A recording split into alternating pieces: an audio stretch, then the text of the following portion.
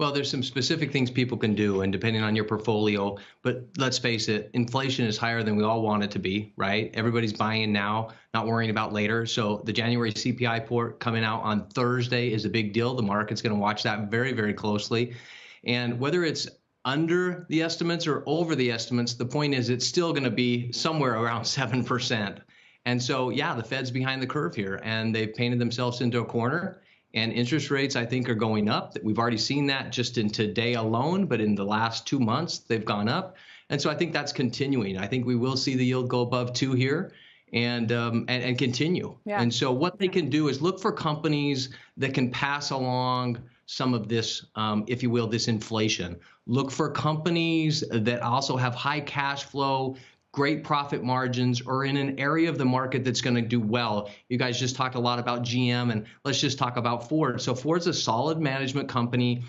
Electricity is the thing right now in these motors. You're seeing it with GM redoing some of their estimates and their outlook. Ford, exactly the opposite. They cannot build enough. They're starting to try to slow down orders. So you have the Lightning truck, you have the new Mustang, which really isn't even a Mustang, the Mach-E, but looks great, drives great. And this is a low PE. We're talking less than 10, right? So high yield, low PE, recent pullback I think is a great opportunity. So these are some of the names that I think you want to be looking at. Yeah, and thank you, by the way, for correcting me on the CPI. It's on Thursday. It feels like tomorrow, the importance that it's taken on for this market. So you like Ford here for all the reasons that you described. You also like Nike and Meta. I mean, Meta in particular, why do you think that is a stock that people will want to be in for the duration of the year? Well, let's face it. One of the things that we do here at SGI is we focus specifically on downside risk, and Meta has had a ton of downside. And so is that flushed out? About the only thing right now that's not flushed out and we're looking at is some of this positioning in Europe with the agreements they have there, whether they're legal or not, and whether they shut down Instagram or Facebook in Europe. But the reality is they're in a space that is exploding.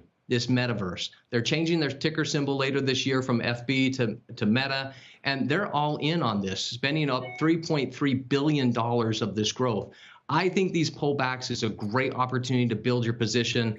I do not think, not only is I think Mark doing a great job at what he's looking at, he's very eager for growth. So we have high profit margins, above average growth, and very cheap stock in the tech space.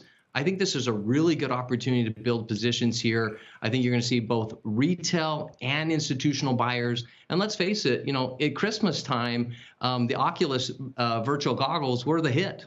I think that continues. Yeah. And so I think there's a lot of risk flushed out of this stock. The risk is not to the downside anymore. With the volatility in the market, this is a position that I would look to continue to build. All right. I know you think the Omicron has helped Nike to some extent as well. David, we appreciate your time today. Thank you for joining us. Talk a little bit about how to navigate these markets.